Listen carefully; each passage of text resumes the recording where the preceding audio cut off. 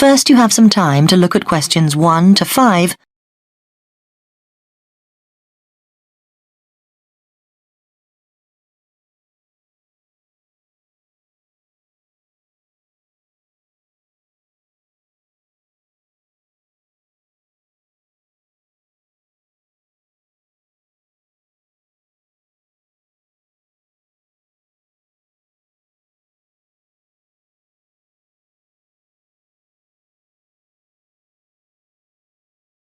Now we shall begin. You should answer the questions as you listen, because you will not hear the recording a second time. Listen carefully and answer questions 1 to 5. Come in. Good morning, it's, Penny Marn. Oh, yes. Penny, do sit down. Now, I know a lot of things emerged during your interview last week, but I thought it was worth going over the essential stuff again. Yes, absolutely. That'll be very helpful. The first thing is that, given your interest in fashions, we've decided to put you in the dress department. Oh, that's great. Is that next to the children's section? Yes. Now, we've given the section a new name, actually. From next week, it's going to be called the Young Set. Youngster. No, 2 words. The Young Set. Right. Oh, sorry. Now, you'll be required to work a 5.5-day week. We're closed on Wednesday afternoon, and Sunday, of course. Do we get overtime for Saturday? Well, actually, we used to give an extra $2 an hour, but then we decided to make it a flat rate of $6.50 an hour. Okay, fine. And the actual hours? 9 to 5, with an hour for lunch and 15-minute coffee breaks. And what about holidays? Well, it's 3 weeks in the first year, and that rises to 4 weeks in your 3rd year with us. Now, we do give you on-the-job training, which we conduct during normal hours, so you'll be paid for that. Which day? It's on the first Tuesday of every month. Before you hear the rest of the conversation, you have some time to look at questions 6 to 10.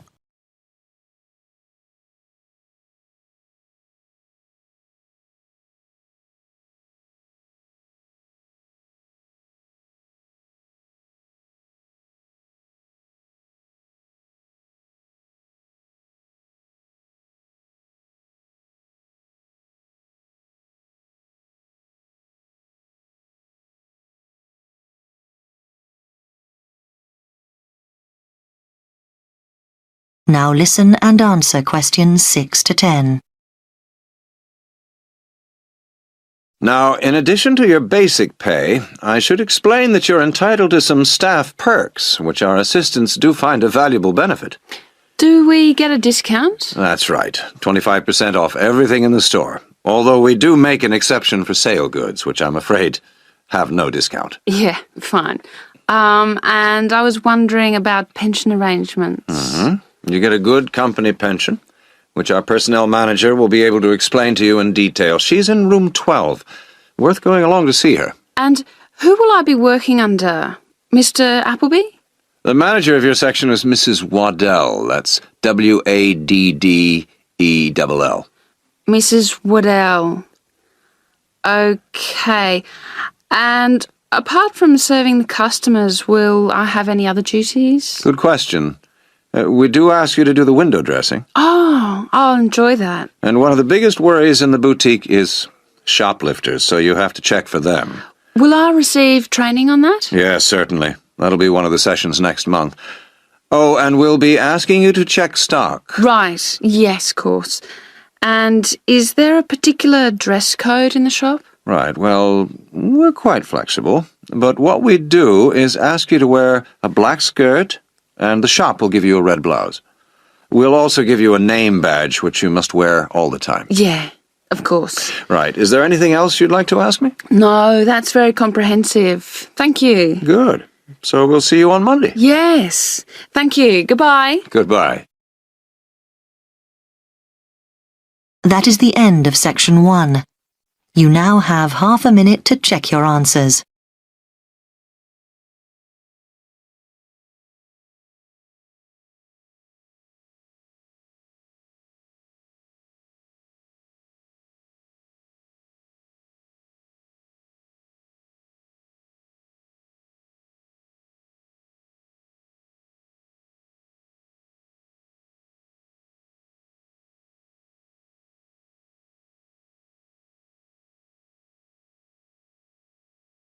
Now turn to Section 2. Section 2. You will hear a recorded message giving information about an English hotel. First, you have some time to look at questions 11 to 15.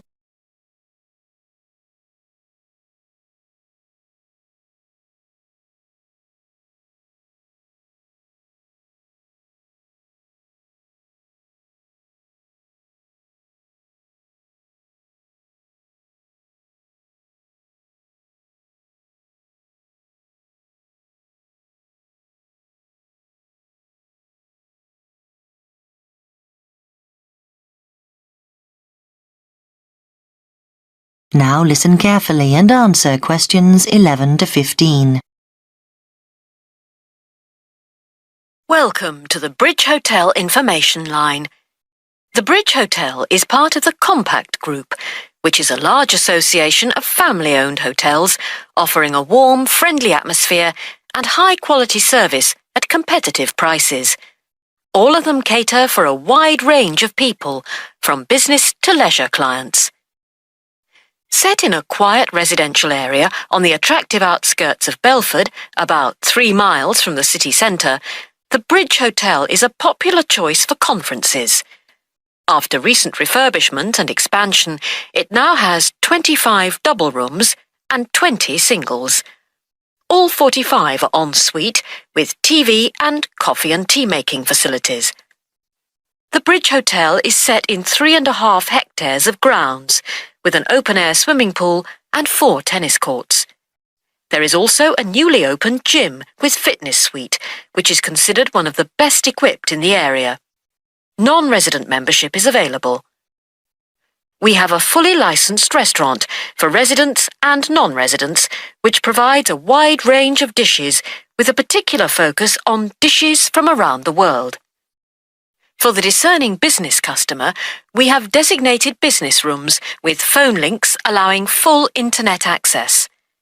Our conference facilities cater for up to 200 delegates, and we are able to offer transport to guests to and from Birmingham Airport at a small extra cost. Before you hear the rest of the message, you have some time to look at questions 16 to 20.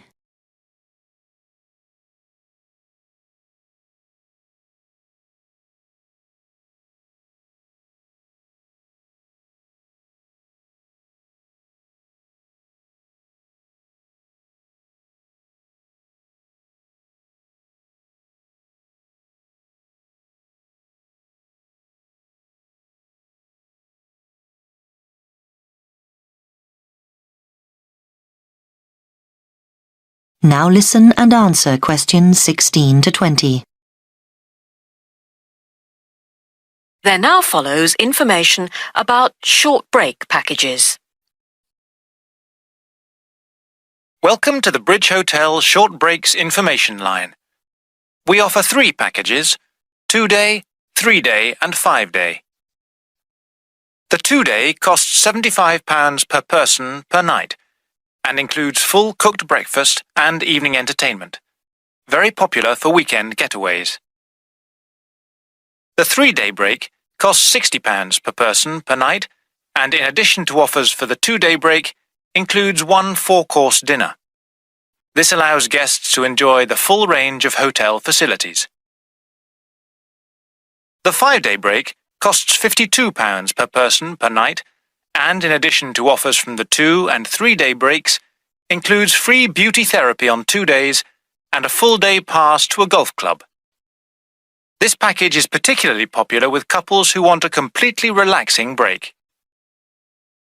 If you would like more information about these special packages, call extension 3469 to speak to our customer service manager, John Martin. Thank you for calling the Bridge Hotel information line. That is the end of Section 2. You now have half a minute to check your answers.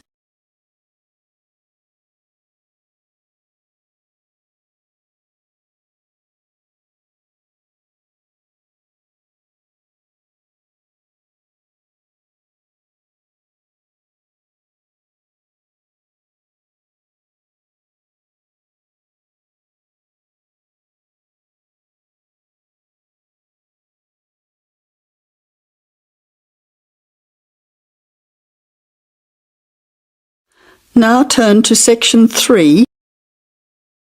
Section 3.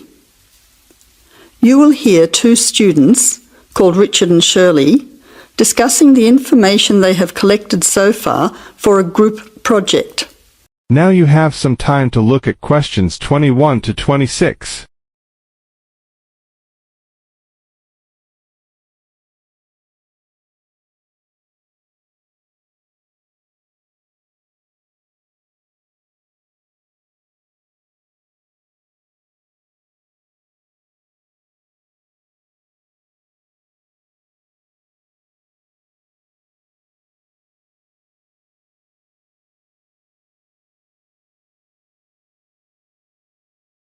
Listen carefully and answer questions 21 to 26. Hi Shirley, glad you could meet me at the weekend to talk about the research we have to do on energy. Yes, Richard. I think it's important that we stay focused on the specific area of our research, energy consumption. Did you know that the demand for electricity is growing faster than coal, oil and gas can supply it? Yes, indeed. Coal and oil, which I discovered are also known as fossil fuels, could have disastrous effects on world climate. My research supports you. I also found out that the weather could be affected by global warming. However, a range of fuels are used around the world. Did you know that the most common fuels are the fossil fuels, with oil accounting for almost half at 45%? Coal and natural gas are equal next at 20%, with nuclear power being the lowest at 7%. Other sources of energy are also near the bottom at 8%. Before the final part of the conversation, You now have half a minute. to look at questions 27 to 30.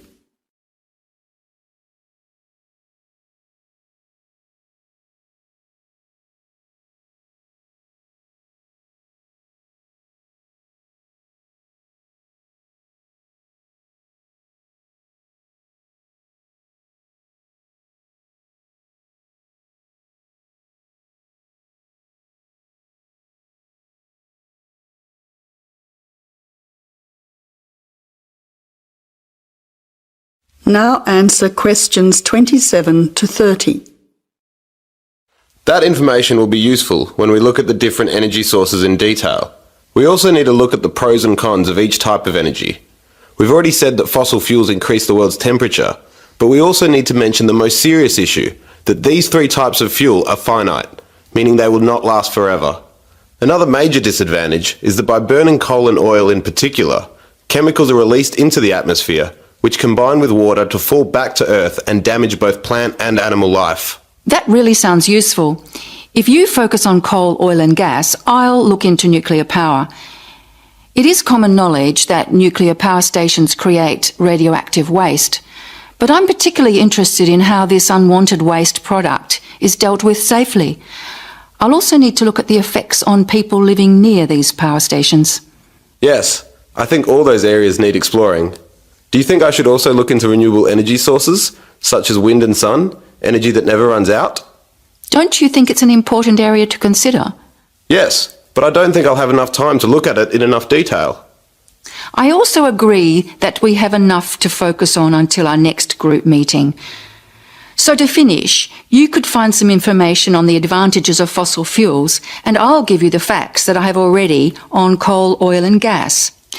We don't need to look into other energy sources because I'll get more details on the nuclear industry.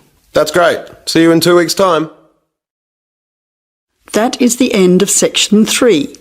You now have half a minute to check your answers.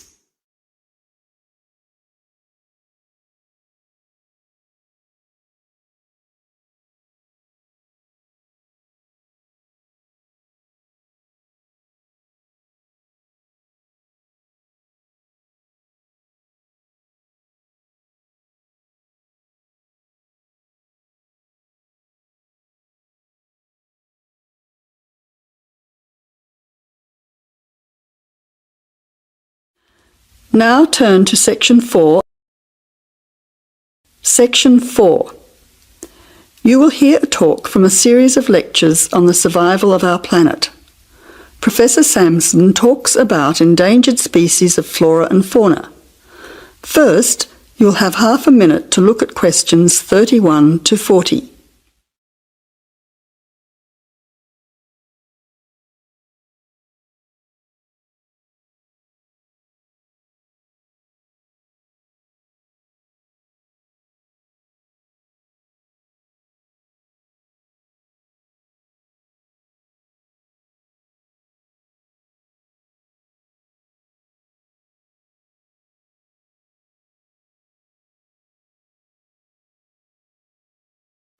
Now listen carefully to the talk and answer questions 31 to 40.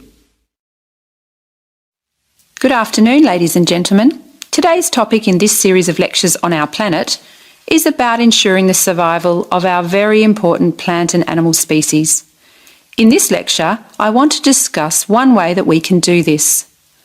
No one will ever see a huge dinosaur thundering through the forest. No one will ever see a paradise parrot flash its rainbow colours across the sky.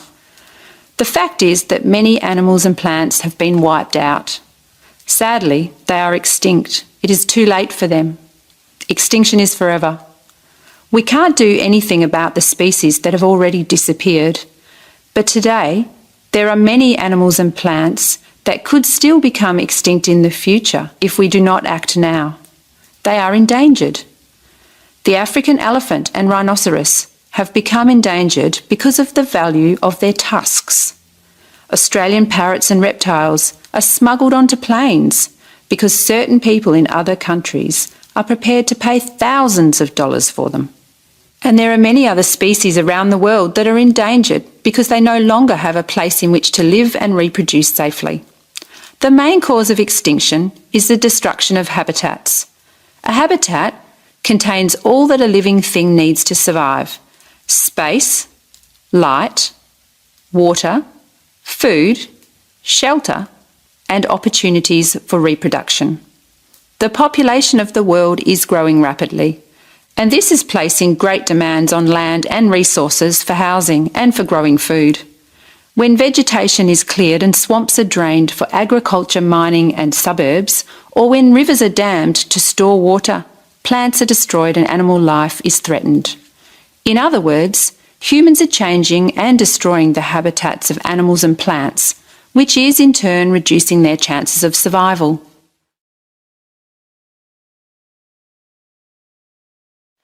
So how can we conserve habitats and help save endangered species? Well, one way is to protect their habitats permanently in national parks or nature reserves.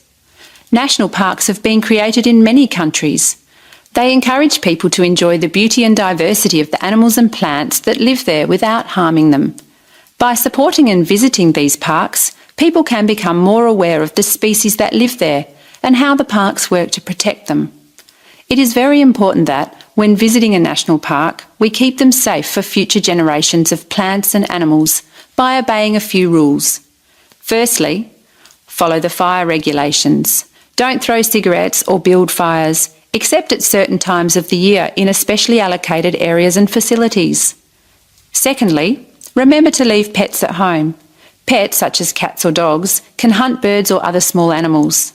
Some pets might even escape and become a serious threat. Thirdly, place all rubbish in a bin or take it home. Plastic bags or leftover food are dangerous to the animals and harm the environment. Don't pick the flowers or damage the plants. Flowers create the next generation of the plant. Also, for the same reason, birds' eggs must be left in their nests. The loss of species in the past is sad. However, there is hope for the future.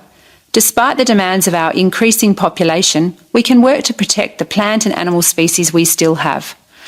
So I would like to conclude by saying that I believe that, with strong public awareness and support of these national parks and reserves, the future of endangered species can be ensured. That is the end of the listening test. You now have half a minute to check your answers.